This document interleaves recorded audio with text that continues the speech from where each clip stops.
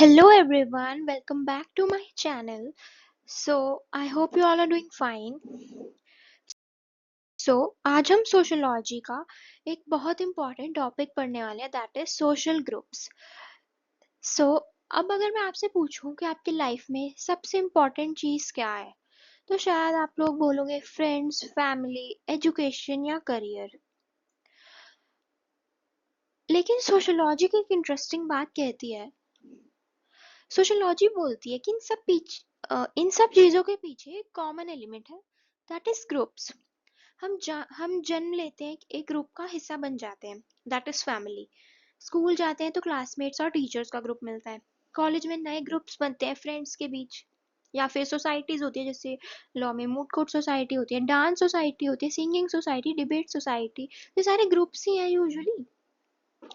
जब professional groups बनते हैं, जॉब में प्रोफेशनल ग्रुप्स बनते हैं, इवन सोशल मीडिया पर भी हम अलग अलग ग्रुप्स का पार्ट होते हैं. इसलिए सोशोलॉजी में कहा जाता है कि सोसाइटी इंडिविजुअल से नहीं, ग्रुप से मिलकर बनती है.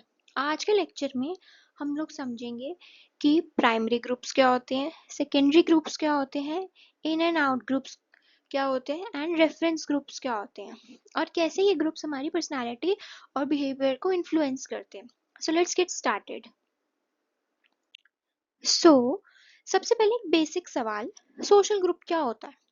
हम अक्सर सोचते हैं कि जहाँ बहुत सारे लोग इकट्ठा हो जाए वहाँ ग्रुप बन गया, लेकिन सोशोलॉजी इस बात से अग्री नहीं करती. मान लीजिए आप रेलवे स्टेशन पर हो और वहाँ 500 लोग खड़े हैं, तो क्या वो सोशल ग्रुप है? नहीं है. क्यों? क्योंकि उन लोगों के बीच कोई मीनिंगफुल इंटरेक्शन नहीं हो रहा, वो बस एक जगह पर खड़े हैं. इसीलिए सोशोलॉजी कहती है a social group exists when two or more people are in direct or indirect contact and communication, stimulating and responding to each other in meaningful ways. अब इस डेफिनेशन को पार्ट्स में समझते हैं. सबसे पहला पार्ट क्या है? कलेक्शन ऑफ इंडिविजुअल्स, यानी ग्रुप के लिए लोग होने चाहिए. अकेले एक इंसान ग्रुप नहीं बना सकता, कम से कम दो या दो से ज्यादा लोग होने जरूरी है. लेकिन सिर्फ लोगों का कलेक्शन एनफ नहीं है. इसके लिए सेकंड कंडीशन आती है that is mutual interaction. Members एक दूसरे से इंटरैक्ट करें, एक दूसरे को इन्फ्लुएंस करें, एक दूसरों की बातों का रिस्पॉन्स दें. एग्जाम्पल के लिए क्लासरूम जैसे, एक टीचर आपको पढ़ा रहा है, स्टूडेंट्स क्वेश्चन पूछते हैं, टीचर टीचर आपको आंसर देता है, ये इंटरैक्शन है. इसी इंटरैक्शन की वजह से क्लासरूम में एक सोशल ग्रुप बन जाता है. और तीसरा और सबसे इम्पोर्टेंट पॉइंट, वी फीलिंग. ये सोशोलॉजी का फेवरेट कॉन्सेप्ट होता है. वी फीलिंग का मतलब है कि मेंबर्स को लगता है कि हम एक ग्रुप का हिस्सा है, हम एक दूसरे से कनेक्टेड है, हमारे बीच कुछ कॉमन इंटरेस्ट है, कुछ शेयर्ड आइडेंटिटी है. एग्जाम्पल जैसे फैमिली, फैमिली मेंबर्स सिर्फ इंटरैक्ट नहीं करते हैं, उनके अंदर एक सेंस ऑफ बिलोंगिंगनेस होती है. अगर एक फैमिली मेंबर पे प्रॉब्लम आती है तो बाकी सारे भी कंसर्न होते हैं. यही वी फीलिंग है, और इसी फीलिंग की वजह से सोशल ग्रुप सरवाइव करते हैं. याद रखना, सोशल ग्रुप की तीन चीज़ें इंपॉर्टेंट होती हैं: कलेक्शन ऑफ इंडिविजुअल्स यानी लोग, म्यूचुअल इंटरैक्शन, और वी फीलिंग. गोइंग अहेड, अब हम स्लाइड के अगले पॉइंट पर आते हैं. Man is a social animal. ये स्टेटमेंट एरिस्टोटल ने दी थी. एरिस्टोटल एंशियंट ग्रीक के एक बहुत फेमस फिलोसफर थे. उन्होंने कहा था, man is a social animal, he who does not live in society is either a beast और एन एंजल. अब इसका मतलब क्या है? एरिस्टोटल कहना चाहते थे कि नॉर्मल ह्यूमन लाइफ सोसाइटी के बिना पॉसिबल ही नहीं है. इंसान नेचुरली सोशल रिलेशनशिप्स बनाता है, फैमिली बनाता है, फ्रेंडशिप बनाता है, कम्युनिटीज बनाता है. और अगर कोई इंसान कम्प्लीटली सोसाइटी से बाहर हो तो वो नॉर्मल ह्यूमन लाइफ नहीं जी सकता. अब आप पूछ सकते हो कि इसका क्या प्रूफ है. इसीलिए स्लाइड में फेरल चिल्ड्रन के एग्जाम्पल्स दिए गए हैं. ये रियल वर्ल्ड एविडेंस है. फेरल चिल्ड्रन उन बच्चों को कहा जाता है जो नॉर्मल ह्यूमन सोसाइटी से अलग बड़े बड़े होते हैं. सबसे पहला एग्जाम्पल है कमला का.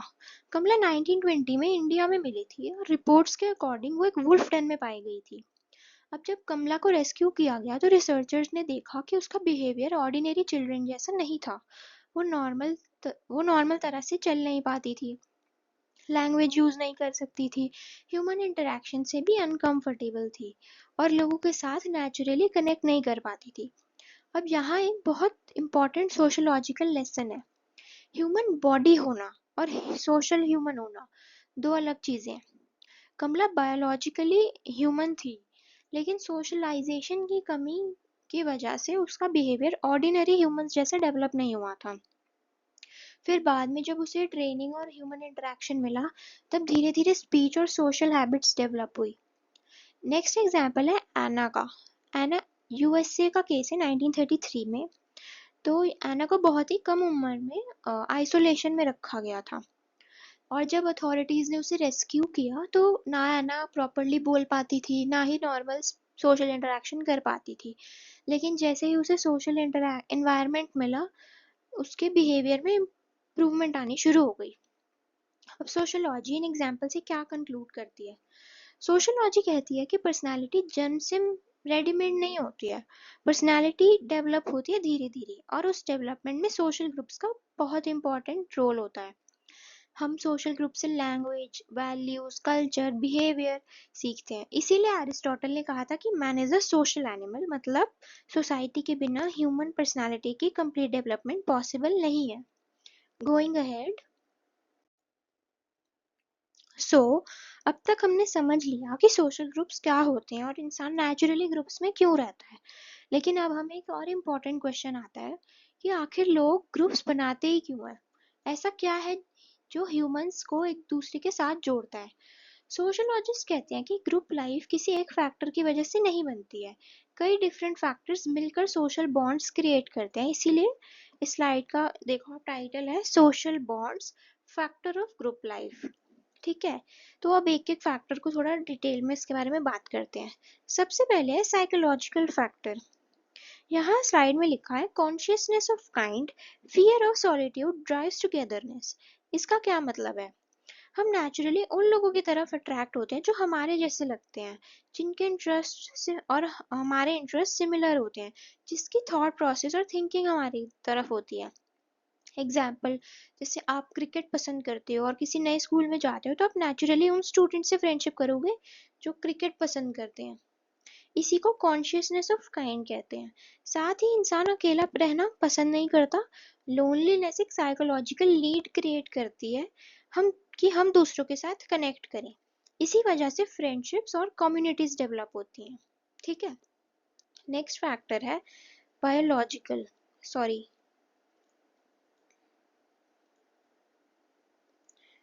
बायोलॉजिकल। तो इस स्लाइड में लिखा है sexual desire and need for progeny creates family groups. यानी बायोलॉजिकल नीड्स भी ग्रुप्स बनाती हैं। मैरिज इंस्टीट्यूशन का डेवलप इसी नीड से हुआ था, फैमिली का डेवलपमेंट भी इसी नीड से हुआ। ह्यूमन बेबीज जो होते हैं वो बहुत डिपेंडेंट होते हैं। अगर पेरेंट्स और फैमिली सपोर्ट ना दे तो चाइल्ड का सरवाइव करना मुश्किल होता है। इसीलिए फैमिली को यूनिवर्सल सोशल इंस्टीट्यूशन भी कहा जाता है। हर सोसाइटी में किसी ना किसी फॉर्म में आपको फैमिली जरूर मिलती है। ठीक है, नेक्स्ट फैक्टर है किनशिप। अब किनशिप का सिंपल मतलब होता है ब्लड रिलेशंस। हम अपने रिलेटिव से नेचुरली कनेक्टेड फील करते हैं। वो क्यों है? क्योंकि उनके साथ हमारा एक बायोलॉजिकल रिलेशन होता है। एग्जाम्पल जैसे parents, siblings, grand parents, cousins. In relationships में बिलोंगिंगनेस और ट्रस्ट कंपैरेटिवली ज्यादा होता है। इसलिए किनशिप ग्रुप सोशल लाइफ का एक इम्पॉर्टेंट पार्ट होते हैं। Next is geographic. अब आप सोचो, दो लोग अगर एक ही लोकेलिटी में रहते हैं तो उनके मिलने का चांसेस ज्यादा होगा, या जो अलग अलग कंट्रीज में रहते हैं ऑब्वियसली जो पास रहते हैं उनका ज्यादा है।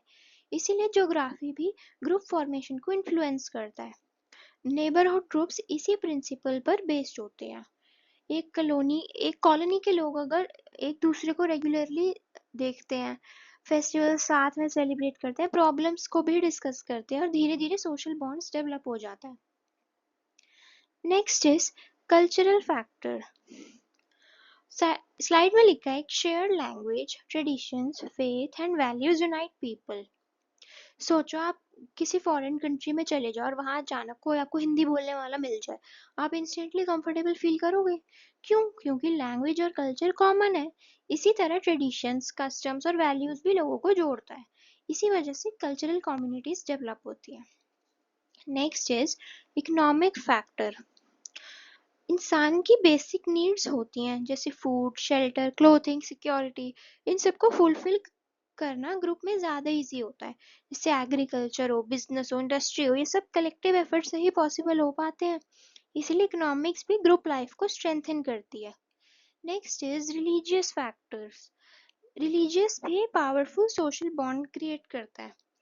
कॉमन फेथ लोगों को इमोशनली कनेक्ट करने में हेल्प करता है। अब आप देखो किसी भी आप टेम्पल में जाओ तो वहाँ पे टेम्पल कमिटीज होती हैं, चर्च के ग्रुप्स होते हैं, मॉस्क में कम्युनिटीज होती हैं। ये सब एग्जाम्पल है रिलीजियस ग्रुप्स के। People feel united because they share similar beliefs and practices. Lastly, political factor. Safety, इसमें लिखा है safety, security and pursuit of happiness unite people. यानी लोग सिक्योरिटी और ऑर्डर के लिए पॉलिटिकल ग्रुप्स क्रिएट करते हैं, जैसे गवर्नमेंट, पॉलिटिकल पार्टीज, स्टेट्स। ये सब इसी नीड का रिजल्ट है।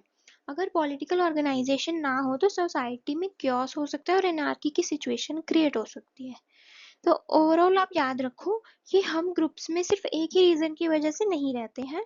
Psychological, biological, cultural, economic, religious और पॉलिटिकल फैक्टर्स सब मिलकर सोशल बॉन्ड्स को क्रिएट करते हैं।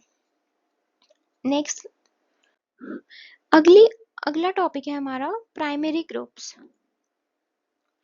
ठीक है, सो अब हम इस चैप्टर के सबसे इंपॉर्टेंट कॉन्सेप्ट्स में से एक पर हैं, प्राइमरी ग्रुप्स। ये कंसेप्ट सोशियोलॉजी एग्जाम्स में बहुत ही फ्रीक्वेंटली पूछा जाता है, इसलिए इसको ध्यान से समझना है। सो प्राइमरी ग्रुप का कॉन्सेप्ट किसने दिया था? ये सोशियोलॉजिस्ट C.H. कूली ने दिया था।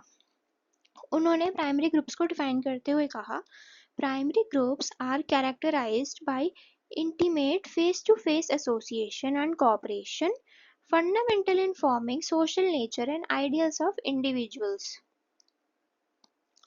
अब पहले डेफिनेशन को ब्रेक करो। कूली ने दो इंपॉर्टेंट वर्ड्स यूज करे हैं, इंटीमेट और फेस टू फेस। इंटीमेट मतलब क्लोज इमोशनल रिलेशनशिप और फेस टू फेस मतलब डायरेक्ट इंटरेक्शन।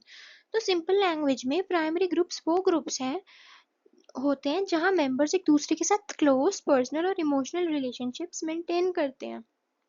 एग्जाम्पल्स जैसे फैमिली है, नेबरहुड है, पीयर ग्रुप है, प्ले ग्रुप है। ठीक है, इन सब एग्जाम्पल्स में इमोशनल अटैचमेंट कॉमन होती है।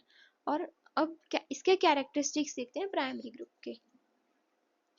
Face to face relationships. Primary groups में डायरेक्ट इंटरेक्शन होता है, मेंबर्स रेगुलरली एक दूसरे से मिलते हैं, बातें करते हैं, एक दूसरे को डीपली समझते हैं। फॉर एग्जाम्पल जैसे फैमिली या फिर पेरेंट्स, फ्रेंड्स। इसी वजह से रिलेशनशिप स्ट्रांग हो पाता है क्योंकि फेस टू फेस रिलेशन होता है। नेक्स्ट फीचर ये है small size. Primary groups generally small होते हैं। अब इसका मतलब फिक्स नंबर तो नहीं है, पॉइंट ये है कि मेंबर्स इतने कम हो कि सब पर्सनली इंटरेक्ट कर सके। जितना ग्रुप छोटा होगा उतनी ही आपके इमोशनल कनेक्ट, इंटीमेसी ज्यादा होगी। इसलिए फैमिली प्राइमरी ग्रुप का बेस्ट एग्जांपल्स हैं। ठीक है, अगला है फिजिकल प्रॉक्सिमिटी। प्राइमरी ग्रुप्स में मेंबर्स यूजुअली फिजिकली क्लोज होते हैं। रेगुलर इंटरेक्शन रिलेशनशिप्स को स्ट्रांग बनाती है। जैसे आप एक एग्जांपल ले लो, हॉस्टल रूममेट्स, रोज मिलना, रोज बात करना, एक ही एनवायरनमेंट शेयर करना, ये सब स्ट्रांग बॉन्ड्स क्रिएट करते हैं। ठीक है, next is stability. So primary groups relatively stable होते हैं। फैमिली ईयर्स तक चलती है, चाइल्डहुड फ्रेंडशिप्स भी कई सालों तक चल सकती है। लॉन्ग ड्यूरेशन की वजह से इमोशनल अटैचमेंट काफ़ी स्ट्रांग होती चली जाती है और सोशल टाइज जो हैं वो डीपन हो जाते हैं over time. Next is direct cooperation. Primary groups में कॉपरेशन डायरेक्ट होता है। फैमिली मेंबर्स एक ही प्रोसेस में पार्टिसिपेट करते हैं और सब एक दूसरे की हेल्प करते हैं, एक कॉमन गोल के लिए काम करते हैं। और ये कॉपरेशन स्पॉन्टेनियस होता है, किसी कॉन्ट्रैक्ट की वजह से नहीं होता। ठीक है, और लास्ट है लिमिटेड सेल्फ इंटरेस्ट। सो ये कैरेक्टरिस्टिक बहुत इंपॉर्टेंट है। प्राइमरी ग्रुप्स में मेंबर सिर्फ अपने बेनिफिट के बारे में नहीं सोचते हैं, पेरेंट्स अपने बच्चों के लिए सैक्रिफाइसेस करते हैं, फ्रेंड्स डिफिकल्ट सिचुएशंस में सपोर्ट करते हैं। यहाँ पे हो सकता है उनका कोई पर्सनल इंटरेस्ट नहीं होता, यूजुअली तो नहीं होता प्राइमरी ग्रुप्स में, लेकिन फिर भी वो सपोर्ट करते हैं आपको, क्योंकि उनके साथ आपका बॉन्ड ऐसा हो जाता है। क्योंकि अगर वो आपको मतलब देखेंगे कि आप किसी प्रॉब्लम में हो, तो वो यूजुअली आपकी हेल्प कर ही देंगे आके। सो यहाँ पे ग्रुप वेलफेयर इंडिविजुअल वेल्फ इंटरेस्ट से ज़्यादा इम्पोर्टेंट हो सकता है। इसी वजह से प्राइमरी ग्रुप्स पर्सनालिटी डेवलपमेंट में फंडामेंटल रोल प्ले करता है। कूली ने इसीलिए प्राइमरी ग्रुप्स को ह्यूमन नेचर की नर्सरी भी कहा था, यानी पर्सनालिटी डेवलपमेंट का सबसे इम्पोर्टेंट एनवायरनमेंट। सो अब अगला टॉपिक है हमारे पास सेकेंडरी ग्रुप। ठीक है, तो अब तक हमने प्राइमरी ग्रुप को डिटेल में समझा है। अब सोशियोलॉजी के दूसरे मेजर क्लासिफिकेशन पे आते हैं, दैट इज सेकेंडरी ग्रुप। अगर प्राइमरी ग्रुप्स इमोशनल और पर्सनल रिलेशनशिप्स पर बेस्ड होते हैं, तो सेकेंडरी ग्रुप्स ऑलमोस्ट अपोजिट होते हैं। सो इस स्लाइड में हमने देखा है कि ऑकबर्न और निम्कॉफ ने सेकेंडरी ग्रुप्स को डिफाइन किया है। इसमें लिखा है उन्होंने, groups which provide experience lacking in intimacy, these are large formal special interest groups of modern society. अब यहाँ पे इम्पॉर्टेंट वर्ड है इंटीमेसी।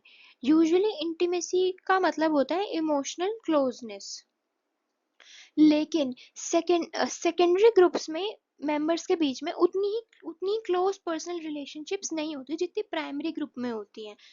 इसका मतलब ये नहीं है कि मेंबर्स जो है वो एक दूसरे से हेट कर रहे हैं, वो नहीं है, बस रिलेशनशिप का नेचर डिफरेंट होता है। रिलेशनशिप यूजुअली फॉर्मल होती है, रोल बेस्ड होती है, गोल ओरिएंटेड होती है। और आजकल की मॉडर्न सोसाइटी में हम अपनी लाइफ का बहुत बड़ा हिस्सा सेकेंडरी ग्रुप्स में ही स्पेंड करते हैं। एग्जाम्पल जैसे universities, corporation, political parties, trade unions, professional organisations, इन सब में हजारों या कभी कभी लाखों में भी मेंबर्स हो सकते हैं, लेकिन मेंबर्स एक दूसरे को पर्सनली नहीं जानते हैं। इसी वजह से इन्हें सेकेंडरी ग्रुप्स कहा जाता है। अब आप सिंपल एग्जांपल लिखो, जो भी आपका वर्क प्लेस का ग्रुप है वो आपका सेकेंडरी ग्रुप है। ठीक है, अगर आपको लाइफ में कोई प्रॉब्लम होगी तो वो यूजुअली आप उनसे बात नहीं करोगे, आप अपनी फैमिली से ही बात करोगे। आप उनसे अपने गोल्स, अपने वर्क प्लेस गोल से रिलेटेड आप कुछ बात कर सकते हो, लेकिन इतना क्लोज रिलेशनशिप नहीं होगा आपका जितना आपका अपनी प्राइमरी ग्रुप मेंबर्स के साथ होगा।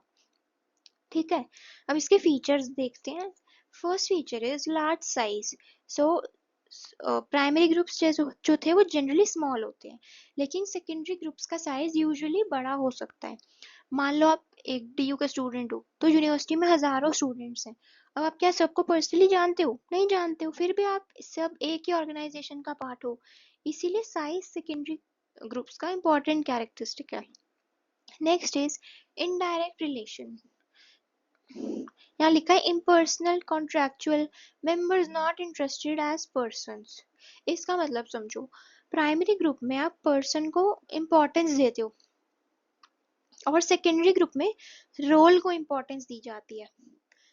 जैसे आप एग्जांपल लो, बैंक मैनेजर है, वो आपसे इंटरेक्ट कर रहा है, लेकिन वो आपसे फ्रेंडशिप तो एस्टेब्लिश नहीं कर रहा, वो अपना प्रोफेशनल रोल परफॉर्म कर रहा है। आप कस्टमर के रोल में हो, वह मैनेजर के रोल में है। तो ये रिलेशनशिप इम्पर्सनल और इनडायरेक्ट है। ठीक है, सिमिलरली आप किसी प्रोफेशनल ऑर्गेनाइजेशन में काम कर रहे हो, आपका कोई कॉलीग है, तो आप दोनों एक दूसरे के साथ इंटरेक्ट कर रहे हो, बातचीत कर रहे हो, तो you are doing the same by the virtue of your position in this office. आप, वो आपका फ्रेंड नहीं है, वो आपका सिर्फ एक कॉलीग है, उसी इसीलिए आप बात कर रहे हो, आपका रिलेशनशिप इम्पर्सनल है। ठीक है, स्पेसिफिक इंटरेस्ट। अब सेकेंडरी ग्रुप्स जो हैं वो स्पेसिफिक ऑब्जेक्टिव्स के लिए ही क्रिएट किए जाते हैं। जैसे पॉलिटिकल पार्टीज का ऑब्जेक्शन है इलेक्शन जीतना, कंपनी का ऑब्जेक्टिव है प्रॉफिट अर्न करना, यूनिवर्सिटी का ऑब्जेक्टिव है एजुकेशन प्रोवाइड करना। सो यहाँ रिलेशनशिप किसी स्पेसिफिक पर्पस के लिए ही एग्जिस्ट करते हैं, इसीलिए सेकेंडरी ग्रुप को स्पेशल इंटरेस्ट ग्रुप भी कहा जाता है। ठीक है, next is indirect communication. So primary groups में यूजुअली कम्युनिकेशन डायरेक्ट होती है, आप फेस टू फेस बात करते हो, लेकिन सेकेंडरी ग्रुप्स में काफ़ी हद तक जो है कम्युनिकेशन इनडायरेक्ट होती है, जैसे email, websites, newspaper, social media, official notice, circulars. ये सब कम्युनिकेशन का कॉमन मीडियम होता है सेकेंडरी ग्रुप में। अब आप यूनिवर्सिटी के वाइस चांसलर हो, आपको मतलब कुछ बात करनी है, तो अब उनसे रोज बात फोन पे थोड़ी ना बात करोगे, अब उनको मेल करोगे या फिर ऑफिशियल कम्युनिकेशन चैनल के थ्रू इंफॉर्मेशन दोगे या फिर उनसे रिसीव करोगे। तो ये एक सेकेंडरी ग्रुप का एग्जाम्पल है। Next is formal control. So primary groups में बिहेवियर और इमोशंस और ट्रेडिशन से रेगुलेट होते हैं, लेकिन सेकेंडरी ग्रुप्स में फॉर्मल रूल्स और लॉज का रोल होता है। अगर आप किसी कंपनी के एम्प्लॉय हो तो, और अगर मान लो कोई रूल वायलेट कर रहा है तो डिसिप्लिनरी एक्शन हो सकता है। और अगर आप जैसे किसी पॉलिटिकल पार्टी का मेंबर हो और कोई डिसिप्लिन आप तोड़ो तो उसके खिलाफ भी एक्शन लिया जा सकता है। यानी बिहेवियर को फॉर्मल मैकेनिज्म्स कंट्रोल करते हैं। प्राइमरी ग्रुप्स में ऐसा नहीं होता कि अगर आपने मान लो कोई गलत काम कर भी दिया, मतलब वो इलीगल ना हो, पर आप मान लो किसी से थोड़ा रूड होके बात करे तो आपके लिए पुलिस तो नहीं बुला लेंगे, या फिर आपने कोई रूल तोड़ा तो आपको फैमिली में से बाहर थोड़ी ना निकाल देंगे, वो आपको ज्यादा से ज्यादा डांट देंगे या समझाएंगे। पर वहाँ सेकेंडरी ग्रुप्स में ऐसे नहीं हो सकता। आप किसी से भी वो कोई रूल आपने ब्रेक किया तो आपके ऊपर एक्शन लिया जा सकता है। ठीक है। और लास्ट है फॉर्मल स्ट्रक्चर। सेकेंडरी ग्रुप्स जो होते हैं वो हाईली ऑर्गेनाइज्ड होते हैं। हर मेंबर का रोल जो है वो डिफाइंड होता है, जैसे president, secretary, manager, employ, teacher, student. हर पोजीशन के राइट्स एंड ड्यूटीज जो है वो फिक्स्ड होते हैं। इसी ऑर्गेनाइज स्ट्रक्चर की वजह से लार्ज ऑर्गेनाइजेशन जो है वो इफेक्टिवली फंक्शन कर पाती है। सो आप ओवरऑल याद रखो कि सेकेंडरी ग्रुप्स मॉडर्न सोसाइटी की बैकबोन है। ये लार्ज, फॉर्मल और गोल ओरिएंटेड ग्रुप्स होते हैं। ठीक है। अब है प्राइमरी और सेकेंडरी ग्रुप्स के बीच का डिफरेंस है। तो प्राइमरी ग्रुप्स जो है वो face to face intimate relations होते हैं वहाँ पे, और सेकेंडरी ग्रुप्स में इनडायरेक्ट और इम्पर्सनल रिलेशंस होते हैं। ठीक है। प्राइमरी ग्रुप का जैसे एग्जांपल हो गया फैमिली, क्लोज फ्रेंड्स, नेबरहुड। तो यहाँ पे मेंबर्स जो है वो डायरेक्टली इंटरेक्ट कर रहे हैं, एक दूसरे को इमोशन समझते हैं। और सेकेंडरी ग्रुप में एग्जांपल हो गया जैसे कोई पॉलिटिकल पार्टी या फिर यूनिवर्सिटी, तो यहाँ इंटरेक्शन रोल बेस्ड होता है। ठीक है। फिर नेक्स्ट है स्मॉल इन साइज, और ये है लार्ज। सो प्राइमरी ग्रुप जो स्मॉल ही होता है यूजुअली, जैसे फैमिली में लिमिटेड मेंबर्स ही होगा, इसीलिए इंटीमेट कनेक्शन पॉसिबल है। लेकिन सेकेंडरी ग्रुप्स लार्ज होते हैं, कभी कभी हजारों और लाखों में भी मेंबर्स हो सकते हैं, इसीलिए पर्सनल इंटरेक्शन जो है वो थोड़ा डिफिकल्टी होता है सेकेंडरी ग्रुप में। ठीक है। उसके बाद है physically close together primary groups में, और सेकेंडरी ग्रुप्स में है geographically dispersed. So primary groups के मेंबर्स जनरली एक दूसरे के पास ही रहते हैं, रेगुलर इंटरेक्शन होता है। सेकेंडरी ग्रुप्स के member on the other hand different cities या कंट्रीज में भी हो सकते हैं।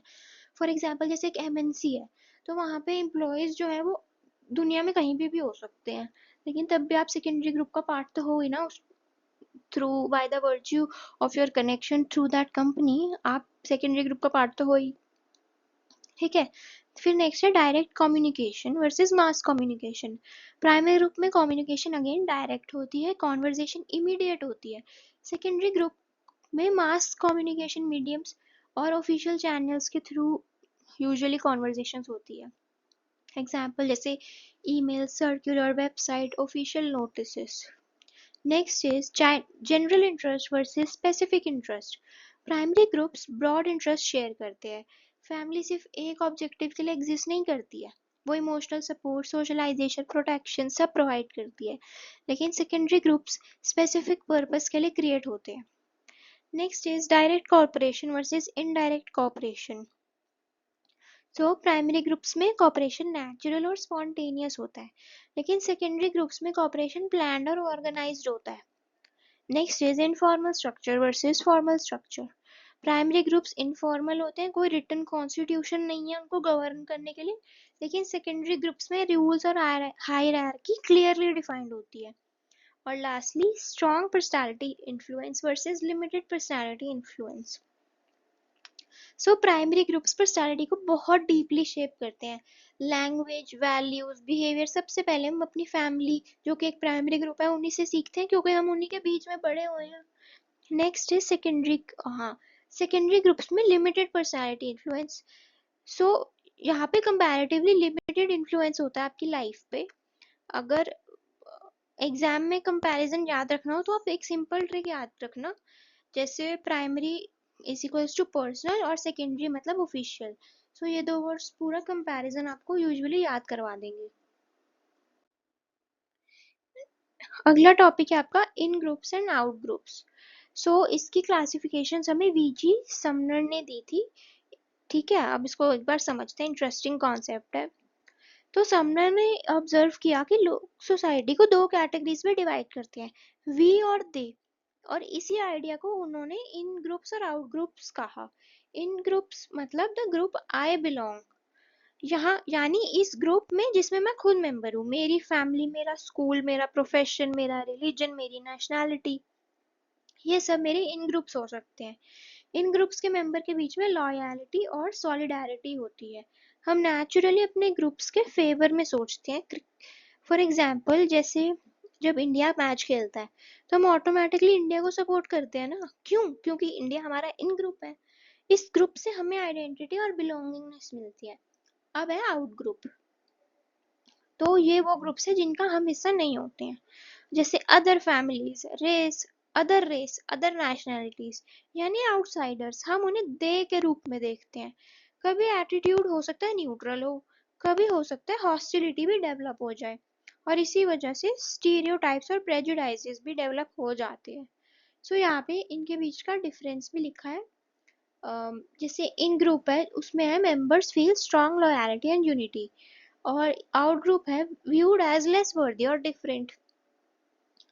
इन ग्रुप में है we expect recognition and helpfulness, out group में है make evoke hostility और indifference। देन इन ग्रुप में है increase solidarity and cohesion, outsider में हो सकता है कि आप किसी को स्ट्रेंजर या फिर एनिमी समझो। ठीक है, इन ग्रुप में आपका स्ट्रॉन्ग सेंस ऑफ आइडेंटिटी और बिलोंगिंगनेस होता है, और आउट ग्रुप में it can lead to ethnocentric attitudes. अब एथनोसेंट्रिक एटीट्यूड्स का क्या मतलब है? जैसे जब आप इन ग्रुप लॉयल्टी को बहुत ज्यादा स्ट्रांग हो जाती है आपकी, और लोग अपने कल्चर को सुपीरियर समझने लगते हैं और दूसरे कल्चर्स को जज करने लग जाते हैं, तो इसी टेंडेंसी को एथनोसेंट्रिज्म कहा जाता है। ठीक है, जैसे मान लो अगर कोई कहे कि सिर्फ मेरी लैंग्वेज सुपीरियर है और बाकी सब इन्फीरियर है, तो ये एक एथनोसेंट्रिक एटीट्यूड है। सोशियोलॉजी हमें सिखाती है कि डिफरेंट कल्चर्स को रिस्पेक्ट देनी चाहिए और उन्हें अपने स्टैंडर्ड्स पर जज नहीं करना चाहिए। ठीक है, next is organised groups versus unorganised group. So अब सोशियोलॉजिस्ट ग्रुप्स को एक और बेसिस पे क्लासिफाई करते हैं, वो है ऑर्गेनाइज्ड और अनऑर्गेनाइज्ड ग्रुप। ये क्लासिफिकेशन हमें बताता है कि ग्रुप कितना स्ट्रक्चर्ड है और उसके मेंबर्स किस तरह इंटरेक्ट कर रहे हैं। सबसे पहले लिखा है ऑर्गेनाइज्ड ग्रुप्स के नीचे, they are also known as associational groups. Associational groups का मतलब है कि लोग जानबूझकर किसी स्पेसिफिक पर्पस के लिए एसोसिएशन बनाते हैं, और ये ग्रुप्स जो है वो एक्सीडेंटली क्रिएट नहीं होते हैं, इनके पीछे प्लानिंग होती है, ऑब्जेक्टिव होता है, स्ट्रक्चर होता है। ठीक है, नेक्स्ट लिखा है purposely established for specific goals. इसका मतलब है कि ग्रुप किसी अगेन पर्टिकुलर ऑब्जेक्टिव को अचीव करने के लिए बनाया गया है। जैसे पॉलिटिकल पार्टीज को बनाते हैं इलेक्शन जीतने के लिए, पावर लेने, मतलब पावर में आने के लिए। ट्रेड यूनियन जो बनाते हो आप, वो वर्कर्स के इंटरेस्ट के लिए बनाते हो। स्कूल एजुकेशन प्रोवाइड करने के लिए एग्जिस्ट करता है। सो ऑर्गेनाइज्ड ग्रुप रैंडम नहीं होते, इनके एक क्लियर पर्पस होता है। Next is systematic and pattern social interaction. अब इसका मतलब क्या है? मेंबर्स का बिहेवियर प्रिडिक्टेबल होता है, सबको पता है कि किस सिचुएशन में कैसे एक्ट करना है। स्कूल का एग्जाम्पल, जैसे टीचर पढ़ाएगा, स्टूडेंट्स जो है वो लर्न करेंगे, सीखेंगे, प्रिंसिपल एडमिनिस्ट्रेशन देखेगा। सबके रोल्स फिक्स हैं, इसी वजह से इंटरेक्शन जो है वो सिस्टमैटिक होता है। फिर है definite social norms and structure. Organised groups के अपने रूल्स और नॉर्म्स होते हैं, जैसे स्कूल यूनिफॉर्म है, अटेंडेंस रूल्स है, एग्जामिनेशन रूल है, पॉलिटिकल पार्टीज में डिसिप्लिन है, कंपनी की पॉलिसीज हैं। तो ये सब एग्जाम्पल है सोशल डेफिनेट नॉर्म्स के। तो यहाँ पे मेंबर्स एक्सपेक्टेड बिहेवियर को समझते हैं। Next is cooperation for shared interest. Members एक कॉमन ऑब्जेक्टिव के लिए ऑपरेट करते हैं, सब एक डायरेक्शन में काम करते हैं, इसी कोऑपरेशन की वजह से ऑर्गेनाइजेशन एफिशिएंटली फंक्शन करती है। Next is durable and stable. Organised group generally long term होते हैं और आज से मान लो अब 50 साल पहले भी स्कूल होते और आज भी है। पॉलिटिकल पार्टीज डिकेड्स तक लास्ट करती हैं। कांग्रेस कब शुरू हुई थी और आज तक भी है, लेकिन और ये टेम्परेरी नहीं होती, इसीलिए इन्हें रिलेटिवली स्टेबल ग्रुप्स कहा जाता है। ठीक है, इसके बाद आते हैं अनऑर्गेनाइज्ड ग्रुप। अब ऑर्गेनाइज्ड ग्रुप्स का ऑपोजिट कॉन्सेप्ट है अनऑर्गेनाइज्ड ग्रुप्स। ये ग्रुप्स प्लानिंग के साथ क्रिएट नहीं होते हैं और ये अक्सर टेम्परेरी होते हैं। अब समझते हैं। No defined pattern of interaction. Members का बिहेवियर प्रिडिक्टेबल नहीं होता, कोई फिक्स रोल नहीं है, कोई क्लियर हायरार्की नहीं है, इंटरेक्शन स्पॉन्टेनियस होता है। फिर come into being spontaneously. So unorganized groups अचानक से बन जाते, कोई फॉर्मल प्लानिंग नहीं होती है। ठीक है, जैसे मान लो कोई रोड एक्सीडेंट हो गया और सब लोग इकट्ठे हो जाते हैं देखने के लिए, तो किसी ने पहले से ग्रुप ऑर्गेनाइज थोड़ी ना किया था, ये ग्रुप ऑटोमेटिकली क्रिएट हो गया है। Characterized by uncertainty and irregularity. Members का बिहेवियर अनसर्टेन और इरेग्युलर होता है, कोई नहीं जानता ग्रुप कितनी देर तक चलेगा, क्या करेगा, कैसे रिएक्ट करेगा। इसी वजह से अनप्रिडिक्टेबिलिटी ज्यादा होती है। Temporary character. ये ग्रुप्स परमानेंट नहीं होते, जैसे ही सिचुएशन खत्म होती है ग्रुप्स खत्म हो जाते हैं। मान लो कोई इवेंट खत्म हो गया तो ग्रुप खत्म हो गया जो उस इवेंट में फॉर्म हो गया था। ठीक है, अब अगला टॉपिक है क्राउड एंड पब्लिक। तो अभी हमने पिछली स्लाइड में देखा था कि क्राउड और पब्लिक अनऑर्गेनाइज्ड ग्रुप्स के एग्जाम्पल हैं। अब सोशोलॉजी इन्हें सेपरेटली स्टडी करती है और स्टूडेंट्स कई बार क्राउड और पब्लिक को सेम समझ लेते हैं, पर डिफरेंसेस हैं इनमें भी। सबसे पहले क्राउड। क्राउड को समझने के लिए आप इमेजिन करो कि कोई रोड एक्सीडेंट हुआ, कुछ ही मिनट्स में मान लो 100 लोग जमा हो गए, तो ये क्राउड है। ठीक है, क्राउड के लिए आप फीचर समझो। आप क्राउड के फिजिकल प्रॉक्सिमिटी रिक्वायर्ड। क्राउड के लिए फिजिकल प्रेजेंस जरूरी है, लोग एक ही जगह पर मौजूद होने चाहिए और फिजिकली साथ नहीं है तो वो क्राउड एग्जिस्ट नहीं करेगा। इसीलिए एक्सीडेंट क्राउड, कॉन्सर्ट हो रहा है तो उसके लिए concert crowd, stadium crowd, political rally crowd, सब में फिजिकल प्रॉक्सिमिटी होती है। Spontaneously formed in territory. Crowds अचानक से फॉर्म हो जाते हैं और टेम्परेरी नेचर के होते हैं। आप मान लो कॉन्सर्ट में इकट्ठा हो गए तो वो क्राउड है, जैसे ही कॉन्सर्ट खत्म तो क्राउड खत्म। ठीक है, हाईली इमोशनल एंड सजेस्टेबल। ये क्राउड की सबसे इंपॉर्टेंट कैरेक्टरिस्टिक्स है। क्राउड में इमोशंस जो है वो रैपिडली स्प्रेड होते हैं। अगर कुछ लोग करने लगेंगे तो पूरे क्राउड यूजुअली पैनिक हो जाती है। कुछ लोग एग्रेसिव हो जाए तो एग्रेशन भी स्प्रेड हो सकता है, इसी को सजेस्टिबिलिटी कहते हैं। नो लीडर नॉर्म्स और ऑब्जेक्टिव्स। क्राउड में यूजुअली कोई फॉर्मल स्ट्रक्चर नहीं होता, नो कॉन्स्टिट्यूशन नहीं होता, कोई डिफाइंड रूल्स नहीं होते, ग्रुप टेम्परेरी होता है। Loss of personal identity. So ये सोशियोलॉजी का एक बहुत ही फेमस ऑब्जर्वेशन है। क्राउड में इंडिविजुअल्स कभी अपनी पर्सनल आइडेंटिटी को भूल जाते हैं, वो वैसे काम कर देते हैं जो शायद वो कभी अकेले ना भी करें। इसी फिनोमिना को क्राउड साइकोलॉजी में एक्सटेंसिवली स्टडी भी किया गया। ठीक है, next is impulsive and irrational behaviour. Crowds जो है वो डिसीजंस इमोशंस के बेसिस पर ले सकते हैं, इसलिए क्राउड बिहेवियर कभी कभी इरेशनल भी हो सकता है। अब अगला है हमारे पास पब्लिक। ठीक है, पब्लिक क्राउड से काफी डिफरेंट होती है। पब्लिक के लिए आपको कोई फिजिकल प्रॉक्सिमिटी नहीं चाहिए। पब्लिक के मेंबर्स को आप मान लो अगर आप डिफरेंट स्टेट्स में भी हो तब भी आप एक पब्लिक का पार्ट हो सकते हो, जरूरी नहीं आप एक ही जगह फिजिकली हो। अगेन इसमें है can belong to different multiple publics. आप एक ही टाइम पर एजुकेशन का पब्लिक का पार्ट हो सकते हो, पॉलिटिकल पब्लिक का पार्ट हो सकते हो, स्पोर्ट्स पब्लिक का पार्ट हो सकते हो। सो ये क्राउड से अलग कैरेक्टरिस्टिक है। Rational and discussion based. So public discussion और रीजनिंग पर बेस्ड होती है। ठीक है, लोग ओपिनियंस एक्सचेंज करते हैं, आर्ग्यूमेंट्स देते हैं, एविडेंस डिस्कस करते हैं, इसीलिए पब्लिक कंपैरेटिवली मोर रैशनल मानी जाती है। Uses mass media. So public communication के लिए newspaper, TV, internet, social media use करते हैं।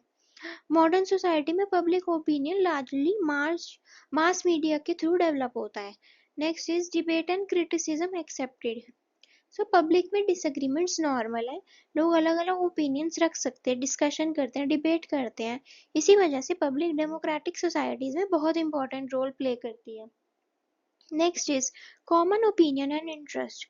पब्लिक को कॉमन इंटरेस्ट यूनाइट करता है। Example education policy, climate change, election issue, women's right. ये इश्यूज लोगों को पब्लिक के रूप में कनेक्ट करते हैं। सो सिंपल लैंग्वेज में क्राउड इमोशनल है थोड़ी, और पब्लिक सॉरी रिलेटिवली रैशनल होती है। क्राउड फिजिकली टुगेदर है, और पब्लिक इज फिजिकली डिस्पर्स्ड। ठीक है। Next is reference group. So ये फाइनल कॉन्सेप्ट है इस चैप्टर का।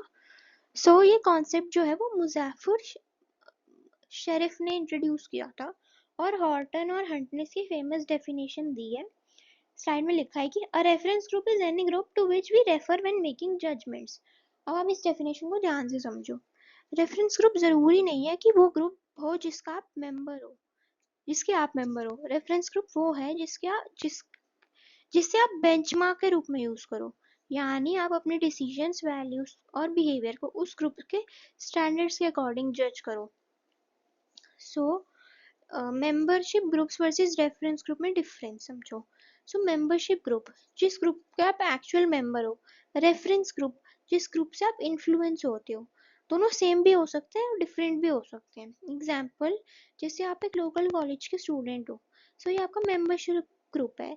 लेकिन आप हार्वर्ड या ऑक्सफोर्ड ग्रुप के स्टूडेंट्स को आइडियल मानकर खुद को कंपेयर कर रहे हो, तो हार्वर्ड या ऑक्सफोर्ड जो है वो आपका रेफरेंस ग्रुप बन गया, चाहे आप उसके मेंबर हो या ना हो। ठीक है। नेक्स्ट दिया हुआ है हमें conditions when a group becomes a reference group. अब हमें एच.एम. जॉनसन के अकॉर्डिंग 4 कंडीशंस दी हैं कि कब जो है वो मेंबरशिप ग्रुप जो है वो रेफरेंस ग्रुप बन जाता है। एस्पिरेशन टू ज्वाइन, लोग उस ग्रुप का मेंबर बनना चाहते हैं। जैसे upper middle class families upper class lifestyles achieve करना चाहती हैं, तो अपर क्लास उनका रेफरेंस ग्रुप बन सकता है।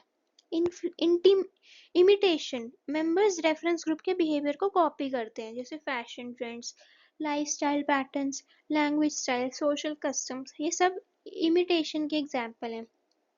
मेंटेन डिफरेंस, कभी कभी ग्रुप्स जानबूझकर डिफरेंसेस मेंटेन करते हैं, लेकिन फिर भी कंपैरिजन कंटिन्यू रहता है, इसलिए वो रेफरेंस पॉइंट बन जाते हैं। Next is standard of comparison, ये सबसे इम्पॉर्टेंट कंडीशन है।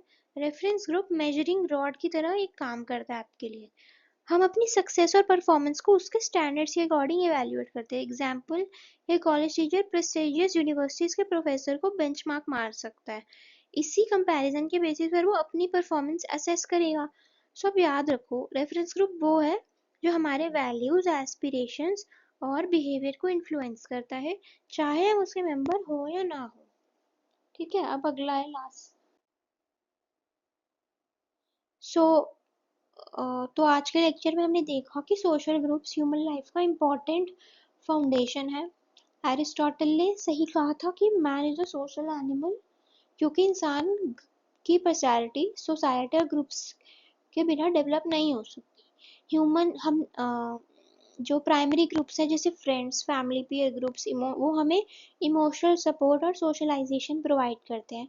सेकेंडरी ग्रुप्स मॉडर्न सोसाइटी को ऑर्गेनाइज करते हैं, जैसे यूनिवर्सिटीज, पॉलिटिकल पार्टीज। इन ग्रुप्स और आउट ग्रुप्स के कॉन्सेप्ट को समझा और देखा कि एक्सेसिव लॉयल्टी एथनोसेंट्रिज्म को जन्म दे सकती है। हमने ऑर्गेनाइज्ड एंड अनऑर्गेनाइज्ड ग्रुप्स के डिफरेंसेस समझे, क्राउड एंड पब्लिक के बिहेवियर को समझा, फाइनली रेफरेंस ग्रुप का कॉन्सेप्ट समझा जो हमारी एस्पिरेशंस एंड डिसीजन मेकिंग को इन्फ्लुएंस करता है। सो फाइनली अगर एक लाइन में समराइज हो, सो सोसाइटी ग्रुप से मिलकर बनती है, और ग्रुप्स ही ह्यूमन बिहेवियर को शेप करते हैं। So thank you everyone for watching. अगर लेक्चर आपको थोड़ा भी हेल्पफुल लगा हो तो प्लीज़ आप लाइक करिए, शेयर करिए, और सोशियोलॉजी के और डिटेल्ड लेक्चर्स के लिए चैनल को सब्सक्राइब करना मत भूलना। And we will meet in the next lecture. Thank you.